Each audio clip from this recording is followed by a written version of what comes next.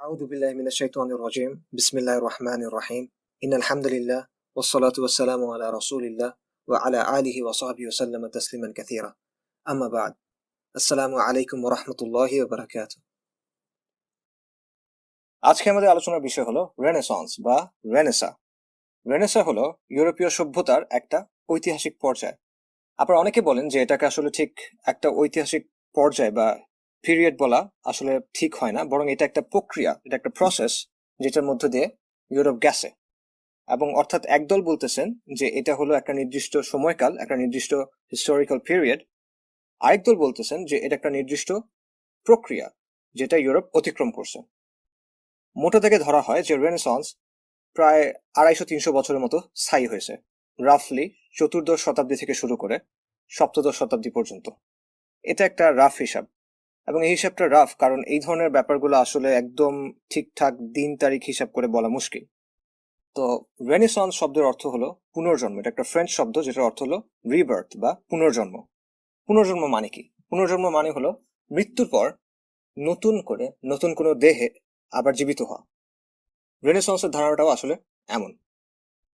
আমরা জানি যে রোমান সাম্রাজ্যের পতনের পর ইউরোপে একটা অন্ধকার যুগ নেমে আসে, এবং এটা প্রায় 700-800 বছরের মতো স্থায়ী হয়, বা এর চেয়ে একটু বেশিও। প্রাচীন গ্রিক সভ্যতা এবং রোমান সাম্রাজ্যের যে দর্শন ছিল, সাহিত্য ছিল, শিল্প ছিল, জ্ঞান ছিল, এই সময়টাতে এগুলা ইউরোপ থেকে হারায় যায়। তো রেনেসান্সের সময় ইউরোপ এই জিনিসগুলো নতুন করে আবিষ্কার করে, এবং এগুলোর ভিত্তিতে, এগুলোর আলোকে নিজেদের চিন্তা, দর্শন, শিল্প, সাহিত্য সবকিছুতেই একটা পরিবর্তন আসে, বা তারা একটা পরিবর্তন আনে। এবং তারা এটাকে একটা পুনর্জন্ম মনে করে যে এভাবে ইউরোপের পুনর্জন্ম ঘটছে। ইউরোপ অন্ধকার যুগ থেকে বের হয়ে আসছে এবং তাদের একটা পুনর্জন্ম হয়েছে। এবং এই যে পুনর্জন্ম, এই যে রিবার্থ, এটাই হলো রেনেসান্স। ইউরোপের ইতিহাসে রেনেসান্স অত্যন্ত গুরুত্বপূর্ণ একটা ঘটনা। এনলাইটেনমেন্টে এবং আধুনিক পৃথিবীতে, অর্থাৎ মডার্নিটিতে, আধুনিক পশ্চিমা সভ্যতায় আমরা যেসব ধ্যান ধারণা দেখি, এমনকি কিছু প্রতিষ্ঠানও যেগুলো দেখি, সেগুলোর অনেক কিছু শেকড় আসলে খুঁজে পাওয়া যায় রেনেসান্সে। সংক্ষেপে আমরা রেনেসার কিছু বৈশিষ্ট্য দেখি। রেনেসার শুরু বর্তমানে যেটাকে ইটালি বলা হয়, সেই ইটালির বিভিন্ন নগর রাষ্ট্রে, বিশেষ করে উত্তর ইটালিতে, ফ্লোরেন্স, রোম, ভেনিস, এই ধরনের নগর রাষ্ট্রগুলোতে এটার সূচনা বলা যায়। পরে ইউরোপের অন্যান্য অঞ্চলেও এটা ছড়ায় পড়ে, বিশেষ করে উত্তর ইউরোপে, নেদারল্যান্ডস, জার্মানি, ব্রিটেন, এই জায়গাগুলোতেও রেনেসান্সের প্রভাব এসে পড়ে। রেনেসাঁর একটা বড় বৈশিষ্ট্য হলো এই সময়কার শিল্প। এই সময়কার শিল্প, ছবি, স্থাপত্য, সাহিত্য, এগুলোতে এখানে এই সময় একটা বিশাল জোয়ার আসে। এবং আমরা যখন সাধারণত রেনেসাঁ বলি, সাধারণ মানুষ রেনেসাঁ সময়কার শিল্প, বিশেষ করে পেইন্টিং, চিত্রকর্ম, স্থাপত্য, এগুলোর কথাই চিন্তা করে। রেনেসাঁর সময় আরেকটা মৌলিক দিক ছিল প্রাচীন গ্রিক এবং রোমান শিল্প ও সাহিত্য এবং স্থাপত্যের বিভিন্ন স্টাইল কপি করার চেষ্টা। অর্থাৎ ইউরোপিয়ানরা এই সময় কনসিয়াসলি, সচেতনভাবে গ্রিক এবং রোমানদের স্টাইল নকল করার চেষ্টা করতেছিল। রেনেসাঁর সময় ইউরোপিয়ানরা বিভিন্ন নতুন মহাদেশ খুঁজে পায়। যেমন ক্রিস্টোফার কলম্বাস 1492 সালে আমেরিকাতে পা রাখে। ভাস্কো দা গামা ভারতে আসে 1498 সালে। ভাস্কো দা গামা ছিল সমুদ্র পথে ভারতে আসা প্রথম ইউরোপিয়ান। এই যে নতুন মহাদেশগুলো খুঁজে বের করা, এটা ছিল কলোনিয়ালিজম বা উপনিবেশবাদের শুরু। আর উপনিবেশবাদ ছাড়া, কলোনিয়ালিজম ছাড়া আজকের পশ্চিমের অস্তিত্ব হয় না। অর্থাৎ পশ্চিম আজকে যেভাবে আসে, যেইভাবে আমরা তাদেরকে এখন দেখি, ইভেন বর্তমান যে বিশ্ব ব্যবস্থা, এটা আসলে কলোনিয়ালিজম না থাকলে সম্পূর্ণ ভিন্ন হতো। রেনেসাঁ আরেকটা বৈশিষ্ট্য হলো যে এই সময় বিজ্ঞানের ক্ষেত্রে, বিশেষ করে মহাকাশ বিজ্ঞানের ক্ষেত্রে একটা বড় পরিবর্তন আসে।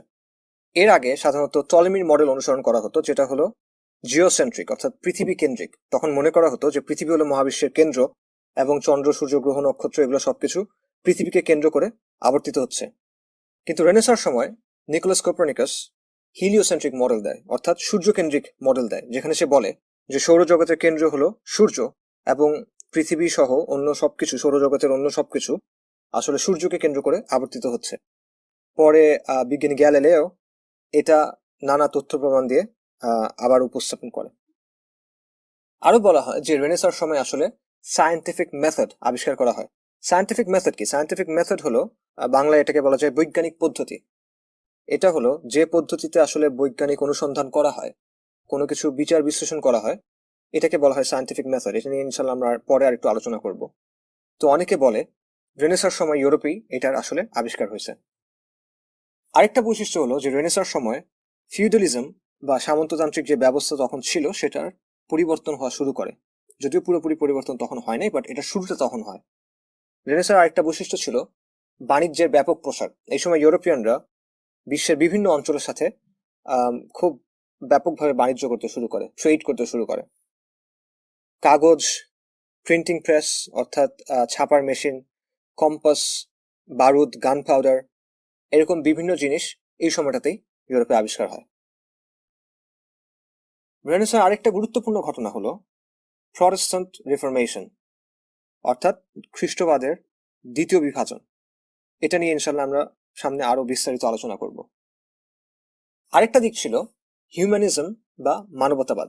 এটা রেনেসার আরেকটা দিক। তবে রেনেসার সময় মানবতাবাদের অর্থটা ভিন্ন ছিল। আজকে এটা বলতে আমরা বুঝি একটা সেকুলার মতবাদকে, কিন্তু রেনেসার সময় ব্যাপারটা আসলে এরকম ছিল না। রেনেসার সময়কার হিউম্যানিস্টরা মোটা দাগে খ্রিস্টান ছিল, ক্যাথলিক ছিল। কিন্তু পরে যে সেকুলার হিউম্যানিজম আসছে, যে সেকুলার মানবতাবাদ আসছে, সেটার বীজটাও রেনেসার সময় দেখা গেছিল। রেনেসার সময়কার কিছু গুরুত্বপূর্ণ ফিগার বা ব্যক্তির মধ্যে হলো Lorenzo de Medici, Leonardo da Vinci, Nicolaus Copernicus, Petrarch, Raphael, Galileo, Michelangelo, William Shakespeare, Rene Descartes, John Milton, Francis Bacon, এরকম আরো অনেকে। তো সংক্ষেপে এগুলো হলো রেনেসার উল্লেখযোগ্য কিছু দিক। আজকের ইউরোপিয়ানদের কাছে রেনেসার অর্থ কি, বা তাদের কাছে রেনেসার সবচেয়ে গুরুত্বপূর্ণ দিক কোনগুলো? মোটা দাগে দুটো দিকের কথা বলা যায়। একটা হলো তারা মনে করে যে রোমান সাম্রাজ্যের পতনের পর পৃথিবীতে অন্ধকারের যুগ শুরু হয়েছিল, জ্ঞান, শিক্ষা, সংস্কৃতির অবনতি এবং অবক্ষয় শুরু হয়েছিল, এবং এটা একটা লম্বা প্রক্রিয়া ছিল যেটা প্রায় 1000 বছরের কাছাকাছি সময় স্থায়ী হয়েছিল। রেনেসার সময় প্রাচীন গ্রিক দর্শন, গ্রিক সভ্যতা এবং রোমান সাম্রাজ্যের জ্ঞানের মাধ্যমে ইউরোপের পুনর্জন্ম ঘটে। তারা এই অন্ধকার যুগ থেকে বের হয়ে আসে। এটা হলো একটা দিক, গুরুত্বপূর্ণ দিক। দ্বিতীয় গুরুত্বপূর্ণ দিক হলো আধুনিক ইউরোপিয়ানরা মনে করে, বা আধুনিক একাডেমিয়াতে মনে করা হয়, অন্ধকার যুগ আর মডার্নিটির মাঝখানে ব্রিজ বা সেতু হলো রেনেসা। এই দুটো সময়কালের মধ্যে সেতু হলো রেনেসা। রেনেসার মাধ্যমে পৃথিবী অন্ধকার যুগ থেকে মডার্নিটিতে আসছে। এই দুটোর মাঝখানে লিঙ্কটা হলো রেনেসা। রেনেসার পেছনের কারণগুলো কি কি ছিল, কি কি ফ্যাক্টর এটার পেছনে ভূমিকা রাখছে? প্রথমে এই ব্যাপারে আমরা গতানুগতিক ব্যাখ্যাটা দেখব, অর্থাৎ এই ব্যাপারে ইউরোপিয়ানদের নিজস্ব ব্যাখ্যাটা দেখব। তাদের ব্যাখ্যা অনুযায়ী রেনেসার পেছনে কয়েকটা মূল ফ্যাক্টর ছিল। গ্রিক দর্শন এবং সাহিত্যের রচনাগুলো নতুন করে আবিষ্কার করা, এটা রেনেসার প্রধান একটা ফ্যাক্টর মনে করা হয়, বা সবচেয়ে গুরুত্বপূর্ণ ফ্যাক্টর মনে করা হয়। প্রিন্টিং প্রেসের আবিষ্কার, এটা আরেকটা খুবই গুরুত্বপূর্ণ ফ্যাক্টর মনে করা হয়, কারণ প্রিন্টিং প্রেসের আবিষ্কারের ফলে বইয়ের প্রচলনটা অনেক বেশি হয় এবং মানুষের পক্ষে জ্ঞান অর্জন করা অনেক সহজ হয়ে আসে। এটা হলো একটা ব্যাখ্যা। আরেকটা ফ্যাক্টর হলো বাণিজ্য। আমরা বলছিলাম যে এই সময় বাইরের বিশ্বের সাথে ইউরোপের বাণিজ্য অনেক বেড়ে যায় এবং তারা বিভিন্ন ধরনের ব্যবসা শুরু করে। বিশেষ করে উসমানীদের সাথে ইউরোপের অনেক ধরনের বাণিজ্য হইতে শুরু করে।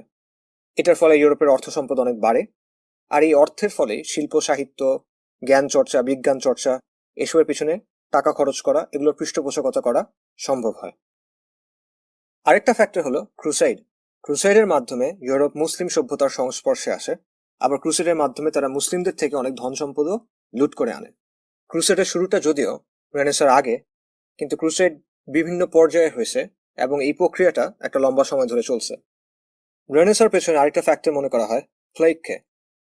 মানব ইতিহাসের সবচেয়ে ভয়ঙ্কর মহামারী মনে করা হয় বিউবনিক প্লেগকে। এটাকে ব্ল্যাক ডেথও বলা হয়। 1346 থেকে 1353 সালের মধ্যে ইউরোপ, এশিয়া এবং উত্তর আফ্রিকাতে প্রায় 2 কোটি মানুষ এই বিউবনিক প্লেগে মারা যায়। এটা ছিল তখনকার সময়ের জন্য একটা বিশাল ব্যাপার, কারণ তখনকার সময়ে পৃথিবীতে জনসংখ্যা এত বেশি ছিল না। বিশেষ করে ইউরোপের জনসংখ্যার অর্ধেক এই প্লেগে মারা যায়, ব্ল্যাক ডেথে তারা মারা যায়। এখন চিন্তা করেন, যদি 5 থেকে 7 বছরের মধ্যে একটা মহাদেশের জনসংখ্যা অর্ধেক হয়ে যায়, অর্ধেক মানুষ মারা যায়, তখন সমাজের উপর, রাজনীতির উপর এটার প্রভাবটা কেমন হবে, মানুষের জীবনের উপর এর প্রভাবটা কেমন হবে? তো অনেকে বলেন যে এই যে ঘটনাটা ঘটলো, এটার একটা সুদূর প্রসারী প্রভাব ইউরোপের উপর পড়ছিল। অনেকে মনে করেন যে এই যে ব্ল্যাক ডেথ, এটার কারণে ইউরোপের মানুষের মনস্তত্ত্বে একটা গভীর পরিবর্তন আসলো। তাদের মধ্যে ক্যাথলিক চার্চ নিয়ে ধর্মবিশ্বাস নিয়ে একটা সংশয় তৈরি হলো। আবার অনেকে বলেন এই যে এত বিশাল সংখ্যক মানুষ মারা গেল, এর কারণে সামাজিক এবং অর্থনৈতিক দিকে অনেক পরিবর্তন আসলো। আবার অনেক মানুষ প্লেগ থেকে বাঁচার জন্য নিজেদের ভিটেবাড়ি থেকে বাদ ছেড়ে দিয়ে অন্য বিভিন্ন অঞ্চলে চলে গেল। এভাবে ইউরোপের সমাজ ও রাজনীতির ভারসাম্যটা চেঞ্জ হয়ে গেল। ইটালির বিভিন্ন নগর রাষ্ট্র, বিশেষ করে ফ্লোরেন্স এবং ভেনিস, এই সময় ইউরোপের কেন্দ্রে পরিণত হলো ধীরে ধীরে। আর এখান থেকেই কিন্তু পরে রেনেসাঁ শুরু হলো। ফলে অনেকেই মনে করেন যে এই যে বিউবনিক প্লেগ বা ব্ল্যাক ডেথ, এটা রেনেসাঁর পেছনে একটা বড় ফ্যাক্টর ছিল। এটা গেল গতানুগতিক গল্প। তো এই ধরনের গল্পগুলোকে আমাদের সবসময় একটু সন্দেহের চোখে দেখতে হবে, বিশেষ করে যেগুলো ইউরোপিয়ানদের তৈরি সেগুলা। কারণ এই ধরনের গল্পগুলোতে বা এই ধরনের ব্যাখ্যাগুলোতে তারা অনেক কিছু বাদ দিয়ে যায় এবং অনেক কিছু একটু পরিবর্তিতভাবে প্রেজেন্ট করে, উপস্থাপন করে, যার ফলে মূল ছবিটা বদলায় যায়। ইউরোপিয়ানরা সবকিছু ইউরোপ কেন্দ্রিকভাবে চিন্তা করতে পছন্দ করে, এইভাবে ব্যাখ্যা করতে পছন্দ করে, এবং ইতিহাসকেও তারা ইউরোপের জায়গা থেকে দেখে, ইউরোপ কেন্দ্রিকভাবে দেখে। ইউরোপকে কেন্দ্র বানায় সবকিছুর এবং ইউরোপকে মাপকাঠি বানায় সবকিছুর। এটাকে ইউরোসেন্ট্রিজম বলা হয়, আমি বলি ফিরিঙ্গি সেন্ট্রিক। আপনাদের একটা উদাহরণ দিই, তাহলে ব্যাপারটা বুঝতে পারবেন। এই যে আমরা বললাম যে ইউরোপিয়ানরা বলে যে মধ্যযুগ ছিল অন্ধকার যুগ। কেন অন্ধকার যুগ? কারণ এই সময় ইউরোপ ছিল অন্ধকারে। যেহেতু ইউরোপ অন্ধকারে ছিল, তাই এটার নাম অন্ধকার যুগ। অথচ এই সময়টাতে মুসলিম সভ্যতার ব্যাপক উন্নতি হয়েছিল। বাগদাদ, আন্দালুস, ইস্তাম্বুল এসব ছিল সেই সময়কার পৃথিবীর সবচেয়ে উন্নত শহরগুলোর মধ্যে। এই সময় ভারত এবং চীনেও অনেক সমৃদ্ধ সভ্যতা ছিল। এমনকি খ্রিস্টানদের মধ্যেও, যেটাকে আমরা ইস্টার্ন রোমান এম্পায়ার বলছি, বাইজেন্টাইন সাম্রাজ্য যেটা ছিল, সেখানেও কোনো অন্ধকার যুগ ছিল না। সেখানেও জ্ঞান বিজ্ঞানের চর্চা ছিল, সভ্যতা ছিল। কিন্তু যেহেতু ইউরোপ অন্ধকারে ছিল, তাই এই পুরো সময়টার নাম হলো অন্ধকার যুগ। ইতিহাস তো শুধু ইউরোপের না, ইতিহাস পুরো পৃথিবীর, ইতিহাস পুরো পৃথিবীর সব মানুষের। কিন্তু ইউরোপের জন্য যেহেতু এটা অন্ধকারের সময়, তাই এভাবেই তারা পুরো ইতিহাসের এই পুরো সময়টাকে সংজ্ঞায়িত করছে। এটা হলো ইউরোসেন্ট্রিক বা ফিরিঙ্গি সেন্ট্রিক চিন্তার একটা উদাহরণ। তো এই ধরনের ফিরিঙ্গি সেন্ট্রিক শিক্ষা, ইতিহাস, ব্যাখ্যা, এগুলো নেওয়ার ব্যাপারে আমাদের খুবই সতর্ক থাকতে হবে। কারণ আমরা যদি সতর্ক না হই, তাহলে নিজেদের অজান্তেই আমরা তাদের কিছু কিছু চিন্তা, তাদের কিছু কিছু পূর্ব ধারণা, তাদের কিছু কিছু উপসংহার গ্রহণ করে ফেলব। তো রেনেসাঁ নিয়ে যে ফিরিঙ্গি সেন্ট্রিক ব্যাখ্যা, এটার ফাঁকফোকরগুলো কি কি? প্রথমত, রেনেসাঁর পুরো ধারণাটাই হলো পুনর্জন্মের ধারণা।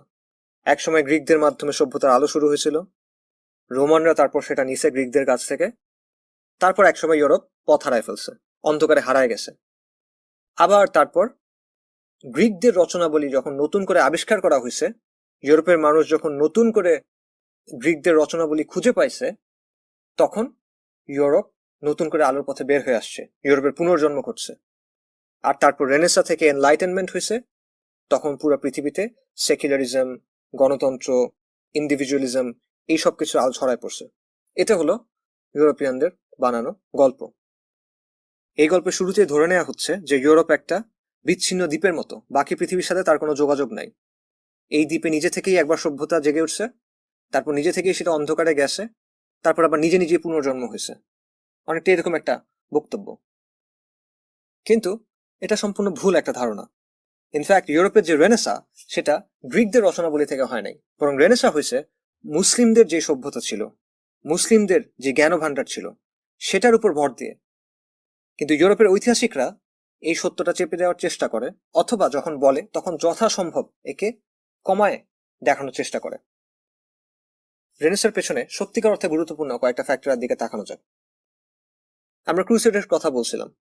এই সময়টাতে 10ম থেকে দ্বাদশ শতাব্দীর সময় ইসলামী সভ্যতার তুলনায় ইউরোপিয়ানরা ছিল বর্বর। মুসলিমরা ক্রুসেডারদের যোদ্ধা হিসেবে সম্মান করত, সমীহ করত, সম্মান করত না, সমীহ করত। কিন্তু জ্ঞান বিজ্ঞান সভ্যতা এইসব দিক থেকে তারা ইউরোপিয়ানদের বা ক্রুসেডারদের বর্বর মনে করত। ক্রুসেড ছিল একটা অ্যাডভান্স সিভিলাইজেশনের উপর, অর্থাৎ একটা উন্নত সভ্যতার উপর বর্বরদের আগ্রাসন। এছাড়া ইউরোপের একটা অংশে মুসলিমরা 700 বছর ধরে রাজত্ব করছে, যেটাকে আমরা আল আন্দালুস বলি। এবং আন্দালুস ছিল ওই সময়কার সবচেয়ে সমৃদ্ধ জাঁকজমকপূর্ণ সভ্যতাগুলোর একটা। আবার এই আন্দালুসের সাথে মূল যে ইসলামী সভ্যতা ছিল, যে খিলাফত ছিল বাগদাদ কেন্দ্রিক, সেটারও সম্পর্ক ছিল। অর্থাৎ মুসলিম জ্ঞান ভান্ডার আন্দালুসে ছিল। মুসলিমদের জ্ঞানের বিশাল একটা ভান্ডার আন্দালুসের মাধ্যমে ইউরোপে পৌঁছায় গেছিল। টোলেইডো, যেটা আজকে স্পেনের অন্তর্ভুক্ত, সেখানে মুসলিমরা একটা বিশাল লাইব্রেরি গড়ে তুলছিল।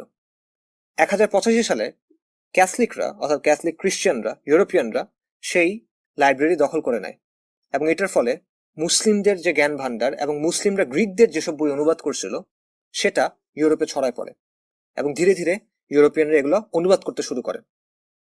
আরেকটা ফ্যাক্টর দেখা যাক, 1453 সালে মুসলিমরা ইস্তাম্বুল জয় করে।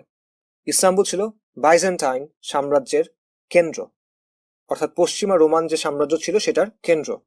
তো মুসলিমরা যখন ইস্তাম্বুল দখল করে নিল, তখন সেখানকার যেসব খ্রিস্টান গবেষক ছিল, একাডেমিক ছিল, তারা পালায় ইটালিতে চলে আসলো, এবং তাদের সাথে রোমান সভ্যতা এবং গ্রিক সভ্যতার যে জ্ঞানগুলো ছিল সেগুলো তারা নিয়ে আসলো।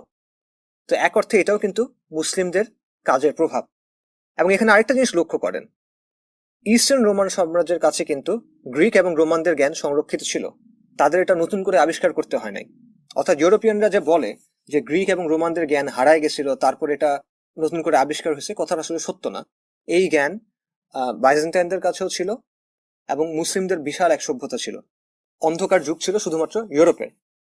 এছাড়া অন্যান্য আরো অনেক ক্ষেত্রে ইউরোপিয়ানরা এই সময় মুসলিমদের চিন্তা গ্রহণ করে বা সরাসরি কপি করে অ্যাকচুয়ালি। ফর এক্সাম্পল, চিকিৎসা বিজ্ঞানের ক্ষেত্রে চিকিৎসা বিজ্ঞানের জনক ধরা হয় গ্যালেনকে। গ্যালেন ছিল একজন গ্রিক, কিন্তু তার অনেক ভুল ছিল যেগুলো মুসলিম গবেষকরা পরে সংশোধন করছেন, এবং তারা নিজেদের পরীক্ষা নিরীক্ষা এবং নিজেদের যে পর্যবেক্ষণ ছিল, অভিজ্ঞতা ছিল, সেগুলোর আলোকে আরো অনেক কিছু যুক্ত করছিলেন। মুসলিম বিজ্ঞানীরা বিভিন্ন সার্জিক্যাল ইনস্ট্রুমেন্ট, অর্থাৎ অপারেশনের যেসব যন্ত্রপাতি আছে, এগুলোও তৈরি করছিলেন। যেমন আল আন্দালুসের আবুল কাসিম আল জাহরাউই বিভিন্ন ধরনের পদ্ধতি তৈরি করছিলেন এবং যন্ত্র তৈরি করছিলেন, যেগুলো আজকেও ব্যবহার করা হয় কিছুটা পরিবর্তিত ভাবে। একই কথা অর্থনীতির ক্ষেত্রে। অর্থনীতির জনক বলা হয় আজকে অ্যাডাম স্মিথকে। অ্যাডাম স্মিথ একটা এক্সাম্পল দিছিল একটা পিন ফ্যাক্টরি, রাইট, পিন তৈরি করার ফ্যাক্টরি। তো ওই উদাহরণে সে দেখাচ্ছিল যে কোনো কারখানাতে সবাই যদি সব কাজ করার বদলে কিছু নির্দিষ্ট লোককে কিছু নির্দিষ্ট কাজ করতে দেওয়া হয়, তাহলে উৎপাদন অনেক বাড়বে। যেমন গার্মেন্টসে দেখবেন যে একজন শুধু কাটিং এর কাজ করে, একজন শুধু সেলাইয়ের কাজ করে, একজন শুধু চেকিং এর কাজ করে, রাইট। তো অ্যাডাম স্মিথ এটাই বলছিল যে সবাই সব কাজ করার দরকার নেই, নির্দিষ্ট মানুষকে নির্দিষ্ট কাজ করতে দিতে হবে, তাহলে আপনি দেখবেন যে কাজের রেজাল্ট অনেক ভালো আসবে। তো এটাকে অর্থনীতিতে বলে ডিভিশন অফ লেবার, অর্থাৎ শ্রমের বিভাজন এবং স্পেশালাইজেশন, বিশেষায়ন, কাজের বিশেষায়ন। এটা একদম স্ট্যান্ডার্ড ইকোনমিক্সে এবং বিজনেসে এখন। তো মনে করা হয় যে এগুলো আসছে অ্যাডাম স্মিথের কাছ থেকে, কিন্তু তার প্রায় 700 বছর আগে ইমাম আল গাজ্জালি একই এক্সাম্পল দিয়ে গেছেন। অ্যাডাম স্মিথ যে উদাহরণ দিছে, হুবহু সেই একই উদাহরণ আপনি আল গাজ্জালির লেখাতে পাবেন। একইভাবে অ্যাডাম স্মিথের দেওয়া আরো অনেক কনসেপ্টের মধ্যে আপনি আল গাজ্জালি এবং নাসিরউদ্দিন আত-তুসির ধ্যান ধারণার প্রভাব দেখতে পারবেন। এবং অ্যাডাম স্মিথের যে লাইব্রেরি ছিল, সেখানে গাজ্জালি এবং তুসির রচনার, তাদের লেখার ল্যাটিন অনুবাদ পাওয়া গেছে, এবং বর্তমানে আজকে এসে অনেক পশ্চিমা ঐতিহাসিক এটা এখন স্বীকার করতেছে। যেমন একজন অ্যান্থ্রোপোলজিস্ট আছেন ডেভিড গ্রেইবার, কিছুদিন আগে মারা গেছেন, তার একটা বই আছে ডেথ, 5000 ইয়ার হিস্ট্রি। সেই বইতে উনি এটা নিয়ে আলোচনা করছেন। আরেকটা এক্সাম্পল দেখা যাক, সায়েন্টিফিক মেথড, বৈজ্ঞানিক পদ্ধতি। আমরা একটু আগে বলছিলাম যে ইউরোপিয়ানরা বলে রেনেসার সময় বৈজ্ঞানিক পদ্ধতি বা সায়েন্টিফিক মেথড তৈরি হয় ইউরোপে। তো সায়েন্টিফিক মেথডটা আসলে কি? সায়েন্টিফিক মেথড হলো জ্ঞান অর্জনের বা সত্যকে খুঁজে বের করার একটা নির্দিষ্ট পদ্ধতি, যেখানে প্রথমে আপনি পর্যবেক্ষণ করবেন, আপনি কিছু একটা জিনিস দেখবেন, তারপর সেই পর্যবেক্ষণের একটা সম্ভাব্য ব্যাখ্যা দাঁড় করাবেন, হাইপোথেসিস। তারপর এক্সপেরিমেন্টের মাধ্যমে বা পরীক্ষার মাধ্যমে আপনি সেই ব্যাখ্যাকে, হাইপোথেসিসকে যাচাই করবেন। ফাইনালি পরীক্ষা থেকে যে ফলাফল পাবেন সেটার ভিত্তিতে আপনি আপনার সেই ব্যাখ্যাকে পরিবর্তন করবেন বা আরো সমৃদ্ধ করবেন। এটা হলো বৈজ্ঞানিক পদ্ধতি। তো এই যে সায়েন্টিফিক মেথড, এটা মুসলিমদের আবিষ্কার, বিশেষ করে হাসান ইবনুল হাইসামের আবিষ্কার। ইবনুল হাইসামকে আসলে প্রথম বিজ্ঞানী বলা যেতে পারে, এবং বৈজ্ঞানিক পদ্ধতি কোনোভাবেই গ্রিকদের থেকে আসলে আসা সম্ভব না, কারণ গ্রিকদের যে পদ্ধতি ছিল সেটা সম্পূর্ণ ভিন্ন, একটা উল্টা পদ্ধতি ছিল। গ্রিকদের পদ্ধতি ছিল অ্যাক্সিওম্যাটিক এবং ডিডাকটিভ রিজনিং। তো এটা নিয়ে আসলে বিস্তারিত আলোচনা করার সুযোগ নাই, কারণ এটা আসলে একটু জটিল আলোচনা হয়ে যাবে। বাট সহজে যদি বলি, তাহলে এই ধরনের রিজনিং হলো যে আপনি প্রথমে এক বা একাধিক বক্তব্যকে সঠিক ধরে নেবেন বা সত্য ধরে নেবেন, এক বা একাধিক প্রস্তাবনাকে সঠিক বা সত্য ধরে নিলে এটার ভিত্তিতে আপনি একটা উপসংহার টানবেন। যেমন আমি যদি বলি, ধরেন মানুষ মাত্রই মরণশীল, এটা আমার প্রস্তাবনা এক। সক্রেটিস একজন মানুষ, এটা আমার প্রস্তাবনা দুই। তাহলে এক আর দুইয়ের থেকে আমি পাবো যে সক্রেটিস মরণশীল। ঠিক আছে, এটাকে বলে ডিডাকটিভ রিজনিং। যদি প্রথম আমার প্রস্তাবনাগুলো যদি সঠিক হয়, তাহলে আমি এগুলো থেকে লজিক্যালি একটা উপসংহার পাবো। তো এটা হলো ডিডাকটিভ রিজনিং। অ্যাক্সিওম্যাটিক রিজনিংও অনেকটা এটার মতোই। অন্যদিকে সায়েন্টিফিক যে মেথড, এটা কিন্তু পর্যবেক্ষণ এবং পরীক্ষা নির্ভর। আপনি শুরু করবেন পর্যবেক্ষণ থেকে, আপনি কোনো অ্যাজাম্পশন থেকে বা কোনো পূর্ব ধারণা থেকে শুরু করবেন না, আপনি পর্যবেক্ষণ থেকে শুরু করবেন, এরপর পর্যবেক্ষণকে ব্যাখ্যা করার চেষ্টা করবেন, তারপর পরীক্ষা করে আপনার ব্যাখ্যাকে যাচাই করবেন। এই পদ্ধতি এবং গ্রিকদের যে পদ্ধতি সেটা সম্পূর্ণ আলাদা পদ্ধতি। কাজে গ্রিকদের থেকে ইউরোপিয়ানরা এই পদ্ধতি পাইছে, এটা হওয়া সম্ভব না। ইবনুল হাইসাম এই পদ্ধতিটা কিভাবে কাজে লাগাইছিলেন তার একটা সহজ উদাহরণ দেখেন। ইবনুল হাইসামের সময়, মানে তার সময়ে বড় একটা তর্ক ছিল যে মানুষ কিভাবে দেখে। তার আগে 800 বছর ধরে এই জিনিসটা নিয়ে তর্ক হচ্ছিল, যে একদল বলতেছিল যে মানুষের চোখ থেকে আলো বের হয় এবং সেটা যখন গিয়ে কোনো কিছুর উপর পড়ে তখন মানুষ ওই জিনিসটা দেখে।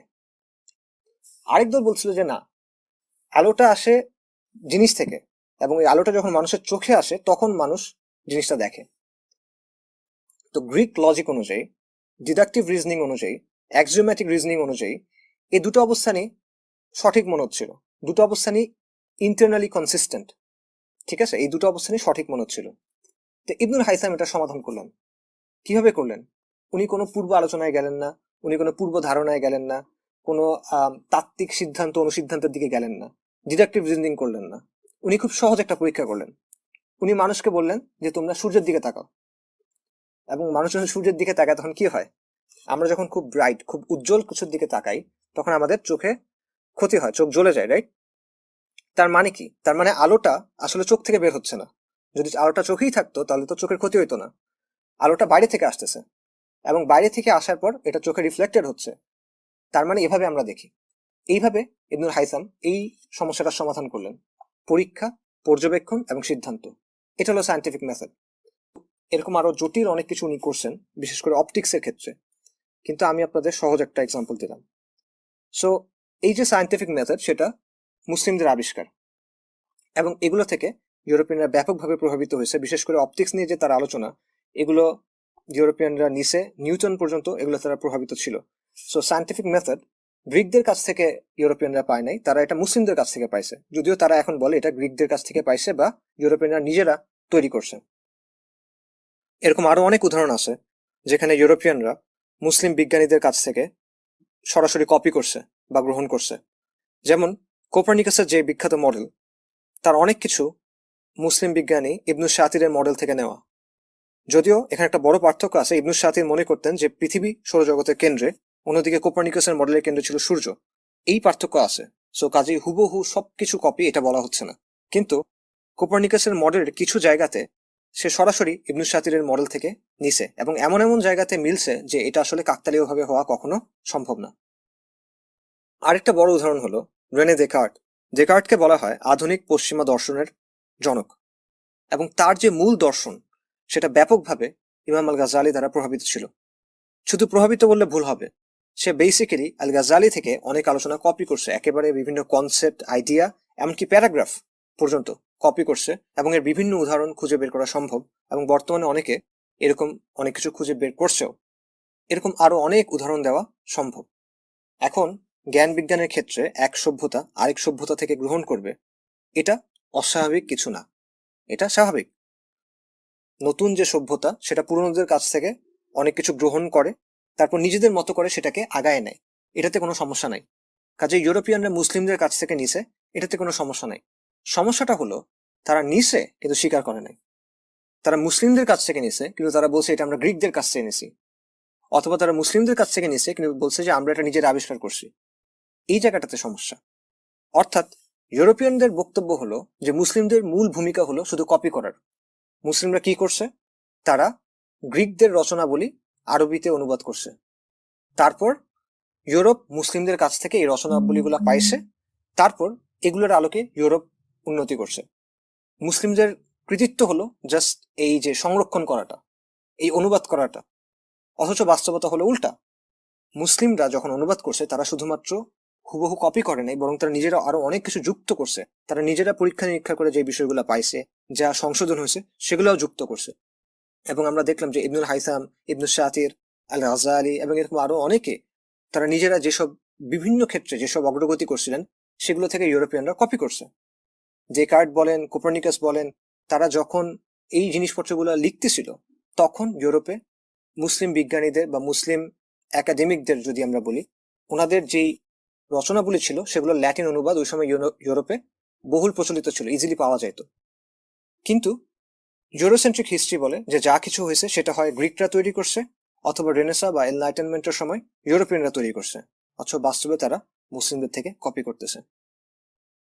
তো এই যে মিথ্যাচার, এই যে ধামাচাপা দেওয়া, এটার কারণ কি? এটার কারণ ছিল ইসলাম হলো ইউরোপের শত্রু। আমরা আগের আলোচনাতে বলছিলাম যে ক্রিসেন্ডমের যে ধারণা, খ্রিস্টান বিশ্বের যে ধারণা, খ্রিস্ট বিশ্বের যে ধারণা, এটা তৈরি হয়েছিল ইসলামের মোকাবেলার জন্য। তারা নিজেদেরকে সংজ্ঞায়িত করছিল ইসলামের বিপরীতে। তাহলে যে আপনার এমন শত্রু, সেই শত্রুর কাছ থেকে জ্ঞান নেয়ার বিষয়টা আসলে আপনি কিভাবে স্বীকার করবেন? এই জন্য তারা এটা চেপে গেছে। ইনফ্যাক্ট মুসলিমদের কাছ থেকে কোনো কিছু নেওয়া হলে, কোনো জ্ঞান, কোনো তথ্য, কোনো গবেষণা এগুলো নেওয়া হলে সেটার উৎস হিসেবে মুসলিমদের নাম দেয়া যাবে না।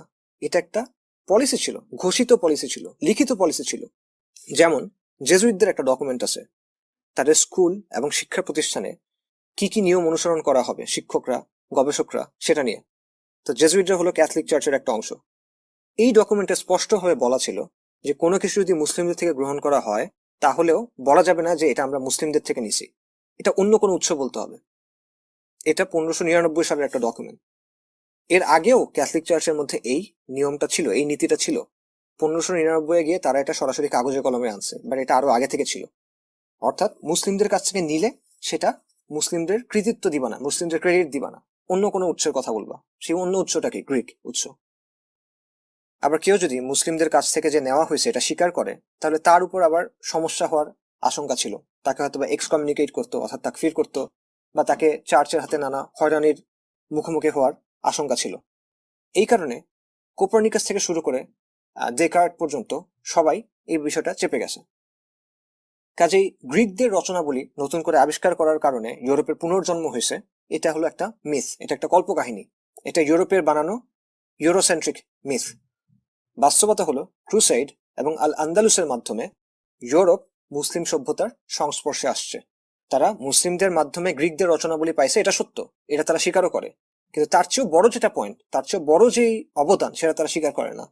সেটা হলো তারা মুসলিম বিজ্ঞানী এবং চিন্তাবিদদের যে গবেষণা ছিল, যে উপসংহার ছিল, যে জ্ঞান ভান্ডার ছিল, সেটা কপি করছে এবং এটার উপর নিজেদের সভ্যতা তৈরি করছে। কিন্তু এটা তারা স্বীকার করে নাই। রেনেসার পেছনে আরেকটা বড় ফ্যাক্টর ছিল টাকা। এই সময়টাতে ইউরোপে, বিশেষ করে ফ্লোরেন্স, ভেনিস, এইসব জায়গাতে বড় বড় কিছু ব্যাংক গড়ে ওঠে। এই ব্যাংকগুলো ছিল ফ্যামিলি বিজনেস, অর্থাৎ তারা প্রজন্মের পর প্রজন্ম ধরে ব্যবসা করত, ব্যাংকিং এর ব্যবসা। এবং এই ব্যাংকগুলো টাকা ধার দিত কাদেরকে? রাজাদের, অভিজাতদের এবং বড় বড় ব্যবসাগুলোকে।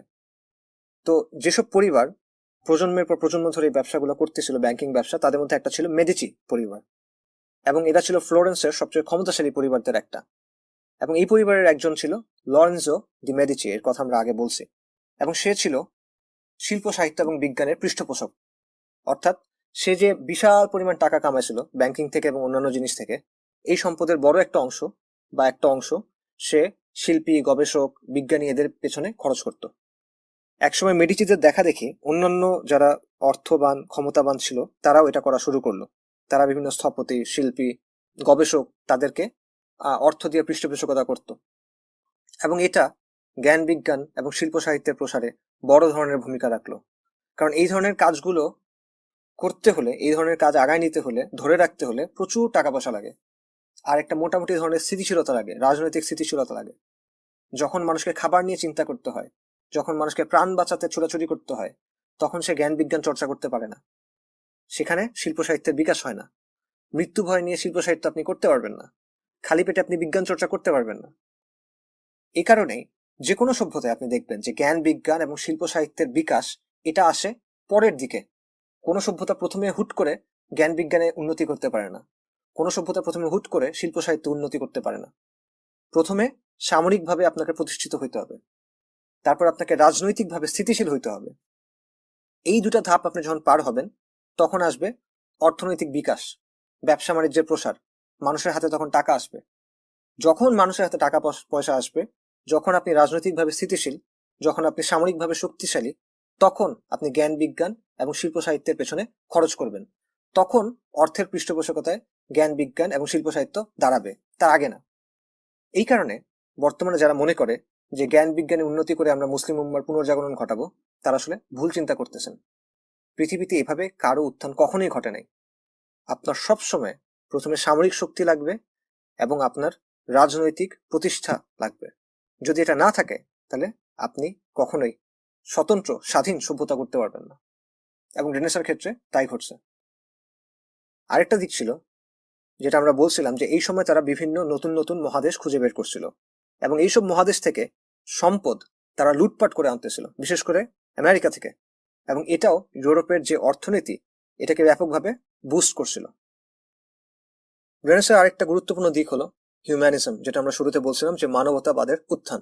তবে আমরা বলছিলাম যে এটা আজকের সেকুলার হিউম্যানিজমের মতো ছিল না। দেখেন যে আমরা স্কুল কলেজে ক্লাস 9 থেকে 3টা বিভাগ থাকে আমাদের স্কুলগুলোতে। একটা হলো বিজ্ঞান, একটা হলো ব্যবসা, আরেকটা কি মানবিক। এই মানবিক মানে কি? এই মানবিক মানে হলো আমরা বলি আর্টস, বা সঠিকটা কথাটা হলো আসলে হিউম্যানিটিস। তো এই যে হিউম্যানিটিস বিভাগ, এই যে মানবিক বিভাগ, এখানে কি পড়ানো হয়?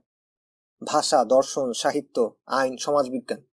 রেনেসার সময় মানবতাবাদী বলতে বোঝানো হতো এমন কেউ যারা এই যে হিউম্যানিটিস সংক্রান্ত বিষয়গুলো নিয়ে পড়াশোনা করে বা গবেষণা করে। যদিও এই সাবজেক্টগুলো তখন আজকের চেহারায় ছিল না, কিন্তু তারা মোটা দাগে এই বিষয়গুলো নিয়ে গবেষণা করত। রেনেসা যুগের মানবতাবাদী যারা ছিল তারা মনে করত যে এইসব বিষয়ে গবেষণা করা হলে এবং এইসব বিষয়ে গ্রিক ও রোমের যে সংস্কৃতি সেটা অনুসরণ করা হলে ইউরোপে একটা নতুন সংস্কৃতি গড়ে উঠবে, এবং এতে করে পৃথিবীর ব্যাপারে ইউরোপের মানুষের দৃষ্টিভঙ্গি বদলাবে, জীবনের ব্যাপারে তাদের দৃষ্টিভঙ্গি বদলাবে। এবং এটা কিন্তু আসলে সেকুলার ছিল না, বরং রেনেসার সময়ের যে হিউম্যানিজম, রেনেসার সময়ের যে মানবতাবাদ, এটার পৃষ্ঠপোষকদের অনেকেই বা অধিকাংশ ছিল আসলে খ্রিস্টান এবং চার্চের সাথে যুক্ত। এমনকি বেশ কয়েকজন পোপ এই ধরনের জ্ঞান চর্চা এবং চিন্তার পৃষ্ঠপোষক ছিল। তবে এই সময়ে মানুষ কেন্দ্রিক এবং দুনিয়া কেন্দ্রিক যে চিন্তা ভাবনা, সেটাকে প্রাধান্য দেওয়ার একটা প্রবণতা ধীরে ধীরে গড়ে উঠতেছিল। মানুষকে জীবনের কেন্দ্র ধরে চিন্তার যে প্রবণতা, এটার একটা শুরু তখন দেখা যাচ্ছিল।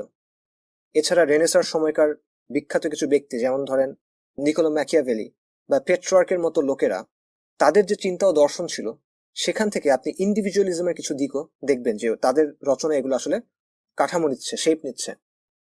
কাজে মানুষকে এবং দুনিয়াকে কেন্দ্র করে চিন্তা করার যে প্রবণতা, সেটা রেনেসার সময় তৈরি হতে শুরু করলো এবং শক্তিশালী হয়ে উঠতে শুরু করলো।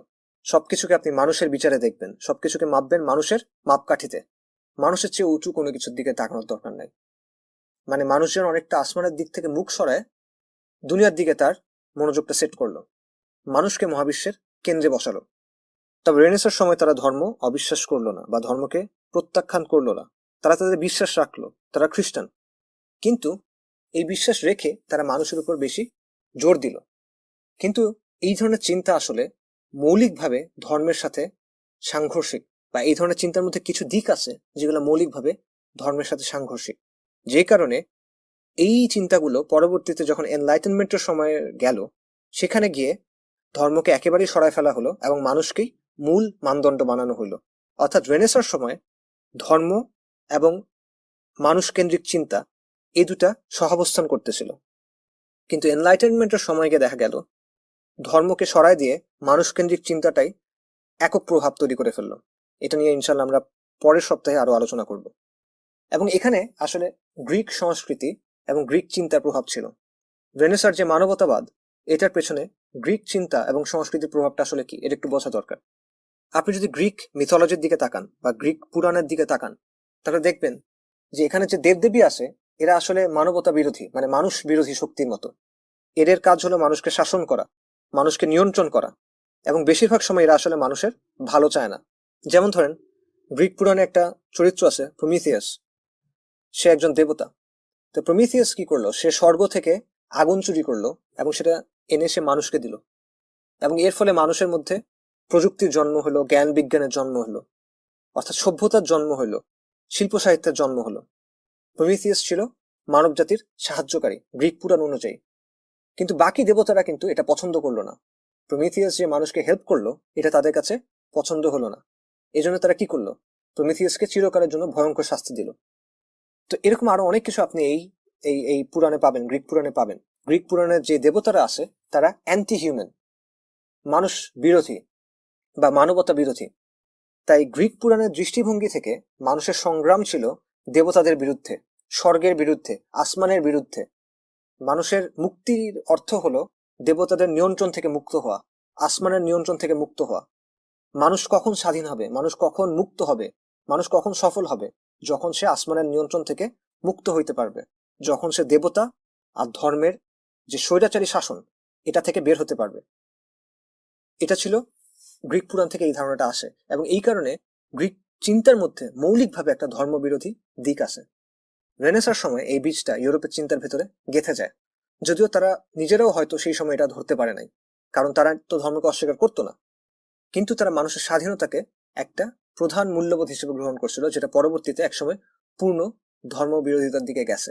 রেনেসা জন্ম দিছে এনলাইটেনমেন্টকে, আর এনলাইটেনমেন্ট সবকিছুর চূড়ান্ত মানদণ্ড বানাইছে মানুষকে, মানুষকে আর মানুষের আকলকে, তার বিচার বুদ্ধিকে। আর এটা থেকেই পরবর্তীতে সেকুলারিজম সহ অন্যান্য মতবাদ তৈরি হয়েছে, এবং এটা ইনশাল্লাহ পরের সপ্তাহে আমরা আরো বিস্তারিত আলোচনা করতে পারবো। তো আমরা যদি সামারি করি, তাহলে এই আলোচনায় আমরা কি কি দেখলাম? এই আলোচনায় আমরা রেনেসার ব্যাপারে জানলাম, এর মূল বৈশিষ্ট্য এবং অবদানগুলো দেখলাম। রেনেসার পেছনে মূল কারণগুলো কি ছিল, কি কি ফ্যাক্টর ছিল সেটা দেখলাম। বিশেষ করে রেনেসার পেছনে ইসলামী সভ্যতার যে ভূমিকা আছে সেটা আমরা দেখলাম, এবং ইউরোপ কিভাবে সিস্টেম্যাটিক্যালি এই ভূমিকা অস্বীকার করছে বা এটা চাপা দেওয়ার চেষ্টা করছে এবং আজও চেপে যাচ্ছে, সেটাও আমরা জানলাম। পাশাপাশি রেনেসার কিছু ফিচার আমরা দেখলাম যেগুলো আমাদের বর্তমানকে প্রভাবিত করতেছে। আধুনিক সভ্যতার সেকুলার এবং ধর্মবিরোধী চিন্তার কিছু বীজ কিভাবে রেনেসার মাধ্যমে শুরু হয়েছিল সেটাও আমরা দেখলাম। এবার আমরা দেখব রেনেসার সময়কার অত্যন্ত গুরুত্বপূর্ণ আরেকটা ঘটনা, যেটা হলো প্রটেস্ট্যান্ট রিফর্মেশন।